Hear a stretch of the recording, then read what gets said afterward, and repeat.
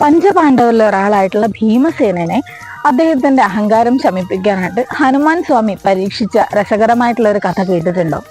അപ്പോൾ നമുക്ക് ഇന്ന് ആ കഥ കേൾക്കാം. കുഞ്ചൻ നമ്പ്യാരുടെ തുള്ളൽ കഥാ സാഹിത്യത്തില് ഈ കഥ തന്നെ പറയുന്നുണ്ട്. അതായത് കല്യാണ സൗഗന്ധികം തുള്ളൽ അദ്ദേഹം ഈ കഥ അതിമനോഹരമായിട്ട് വർണ്ണിച്ചു വെച്ചിട്ടുണ്ട്. അപ്പോൾ ഈ കഥ തുടങ്ങുന്നത് ഇപ്രകാരമാണ്. പണ്ട് പാണ്ഡവരുടെ വനവാസ കാലത്ത് പാഞ്ചാലി തന്റെ ദാസിയിൽ നിന്നും കല്യാണ സൗഗന്ധിക പൂവിനെ പറ്റി കേൾക്കുകയാണ്. ഈ പൂവിന് അത്രയധികം സൗന്ദര്യമാണ് എന്നൊക്കെ ആ ദാസിയിൽ നിന്ന് കേട്ടറിഞ്ഞ പാഞ്ചാലി തനിക്ക് ഈ പൂവ് വേണം എന്ന് ഭീമസേനോട് പറയാണ്. അപ്പൊ ഭീമസേനാണെങ്കിൽ പാഞ്ചാലിക്ക് വേണ്ടി എന്തും ചെയ്യാനായിട്ട് തയ്യാറായിട്ട് നിൽക്കുന്ന ഒരാളാണ്. അങ്ങനെ പാഞ്ചാലിയുടെ വാക്ക് കേട്ടിട്ട് ഭീമസേനൻ കല്യാണ സൗഗന്ധിക പൂവ് തേടി പോവുകയാണ്.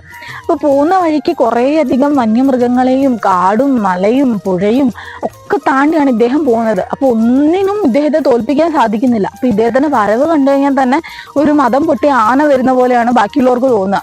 അത്രയധികം ശക്തനാണ് ഭീമസേനൻ. അങ്ങനെ ഇദ്ദേഹം പോകുന്ന സമയത്ത് ഒരു സ്ഥലത്തെത്തുകയാണ്. അപ്പോൾ അദ്ദേഹം നോക്കുമ്പോൾ എന്താണ്, അതിശാന്തമായിട്ടുള്ള സുന്ദരമായിട്ടുള്ള ഒരു സ്ഥലം, ഒരു വാഴത്തോപ്പിലാണ് അദ്ദേഹം എത്തിപ്പെട്ടത്.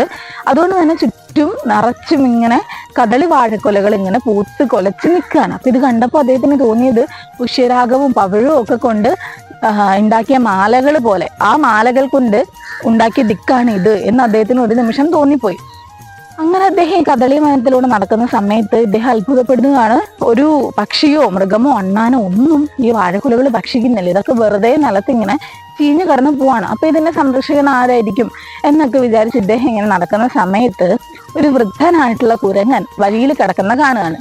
അപ്പൊ കുരങ്ങൻ വഴിയുടെ ഓരത്താണ് കിടക്കുന്നത്. എങ്കിലും ഇദ്ദേഹം വഴിക്ക് കുറുകെയാണ് ഇദ്ദേഹത്തിന്റെ വാലിങ്ങനെ ഇട്ടിരിക്കുന്നത്. അപ്പൊ ഭീമസേനൻ ഇങ്ങനെ നടന്നു വന്നിട്ട് ഈ കുരങ്ങൻ കിടക്കുന്നത് കണ്ടപ്പോൾ ഭീമസേനന് പുച്ഛം. കാരണം ഇത്രയും വലിയ ധീരനായിട്ടുള്ള ഞാൻ പോകുന്ന വഴിയിൽ ഈ വൃദ്ധനായിട്ടുള്ള മരിക്കാറായിട്ടുള്ള ഈ കുരങ്ങൻ കിടക്കുമ്പോൾ അദ്ദേഹത്തിന് പുച്ഛമല്ലേ തോന്നാം. അദ്ദേഹം പറഞ്ഞു, വഴിയിൽ നിന്ന് എന്നിട്ട് മാറടൂ എന്ന് പറഞ്ഞു. അപ്പൊ ഈ കുരങ്ങൻ പറഞ്ഞു, എനിക്ക് വയ്യ, എനിക്ക് പ്രായമായി, എനിക്ക് അനങ്ങാൻ പോലും വയ്യ, എന്നെ ഒന്ന് എടുത്ത് മാറ്റരുതോ എന്ന് ചോദിച്ചു. അപ്പൊ ഭീമസേനൻ പറഞ്ഞു, നിന്നെ ഞാനെടുത്ത് മാറ്റാനോ? ഞാൻ ആരാണെന്ന് നിനക്കറിയാമോ? വീരശൂര പരാക്രമികളായ പഞ്ചപാണ്ഡവരിലെ രണ്ടാമത്തെ ആള് ഭീമസേനനാണ് ഞാൻ. എന്നോട് ഇപ്രകാരം പറയാൻ നിനക്ക് എന്ത് ധിക്കാരം ഉണ്ടായിട്ടാണ് നീ എൻ്റെ അടുത്ത് ഇപ്രകാരം പറയുന്നത് എന്നൊക്കെ ചോദിച്ചിട്ട് കപികുലത്തെ ഒന്നാകെ ഇദ്ദേഹം പരിഹസിക്കുകയാണ്. കാരണം ഓരോ മരത്തിൽ നിന്നും മറ്റൊരു മരത്തിലേക്ക് ഇങ്ങനെ ചാടി പോകുന്ന ആൾക്കാരല്ലേ നിങ്ങൾ? അങ്ങനെ പോകുന്നതിന്റെ കൂട്ടത്തിൽ എങ്ങനെ നീ ഇവിടെ വീണു പോയതാണോ? നിന്റെ കൂടെയുള്ള ബാക്കിയുള്ളവരൊക്കെ എവിടെ എന്നൊക്കെ ചോദിച്ചിട്ട് ഈ ഭീമസേനൻ കപികുലത്തെ ഒട്ടാകെ പരിഹസിക്കുകയാണ്. ഇതൊക്കെ കേട്ടിട്ട് ഈ കുരങ്ങനും വെറുതെ കിടന്നൊന്നുമില്ല. കുരങ്ങൻ തിരിച്ചും ചോദിച്ചു, ചൂത് കളിച്ചിട്ട് സ്വന്തം നാടും വീടും അല്ല ഒരു സൂചി കുത്താൻ പോലും ഇടം പോലും ഇല്ലാതെ മുഴുവൻ നഷ്ടപ്പെട്ട് വനവാസത്തിന് ഇറങ്ങിയവരല്ലേ നിങ്ങളെയൊക്കെ ചാടി നിങ്ങളുടെയൊക്കെ തുള്ളിക്കാനായിട്ട് കൂടെ ഒരു പെണ്ണും പുറപ്പെട്ടു. 5 പേർക്ക് ഒരു ഭാര്യ എന്നുള്ളത് ഞങ്ങളുടെ കപികുലത്തിൽ പോലും നിലവിലില്ലാത്തൊരു സമ്പ്രദായമാണ്. എന്നാൽ ആ സമ്പ്രദായമാണ് നിങ്ങൾ പിന്തുടരുന്നത്. ഇത് എവിടുത്തെ ന്യായമാണ്? അവളുടെ വാക്ക് കേട്ടിട്ട് അവളിങ്ങനെ ഓരോന്ന് കൊണ്ടുപോവാന്ന് പറയുമ്പോഴേക്കും അതിനുവേണ്ടി പുറപ്പെടാൻ ഇങ്ങനെ കുറെ പേര് എന്ന് പറഞ്ഞിട്ട് അവർ രണ്ടുപേരും അങ്ങോട്ടും ഇങ്ങോട്ടും വാക്ക് തർക്കമൊക്കെ ആവുകയാണ്. അവസാനം ഭീമസേനൻ ഈ കുരങ്ങിന്റെ ഈ വാക്കുകളൊക്കെ കേട്ടിട്ട് സഹിക്കിട്ടു. അപ്പൊ ഇദ്ദേഹത്തിന് അതിയായിട്ടുള്ള ദേഷ്യം വരികയാണ്. ഇദ്ദേഹം കുരങ്ങനോട് മാറാൻ പറഞ്ഞിട്ട് ഇത് മാറണമില്ല. അപ്പൊ കുരങ്ങൻ പറഞ്ഞു, ഒരു കാര്യം ചെയ്യ, എന്റെ വാലെടുത്ത് മാറ്റി വെച്ചിട്ട് പൊക്കോളൂ എന്ന്. അപ്പൊ ഭീമസേനൻ പറഞ്ഞു, എന്റെ ഗദയുടെ തുമ്പ് പോലും ഇതിന് ആവശ്യമില്ല ഈ വാലൊന്ന് മാറ്റി വെക്കാനായിട്ട്. ഞാനൊന്ന് ഗദയുടെ തുമ്പും എന്ന് തട്ടിയാൽ തന്നെ ഇത് പറഞ്ഞു പോകും എന്ന് പറഞ്ഞു. അപ്പൊ ഹനുമാൻ പറഞ്ഞു, പറഞ്ഞു പോകുന്നത് ഗദയുടെ തുമ്പാണോ വാലാണോ എന്ന് നമുക്കറിയാം, നീ ഒന്ന് തട്ടി നോക്കൂ എന്ന് പറഞ്ഞു. അങ്ങനെ ഭീമസേനൻ ഗദയുടെ തുമ്പ് കൊണ്ട് തട്ടിയിട്ട് വാലനങ്ങണില്ല.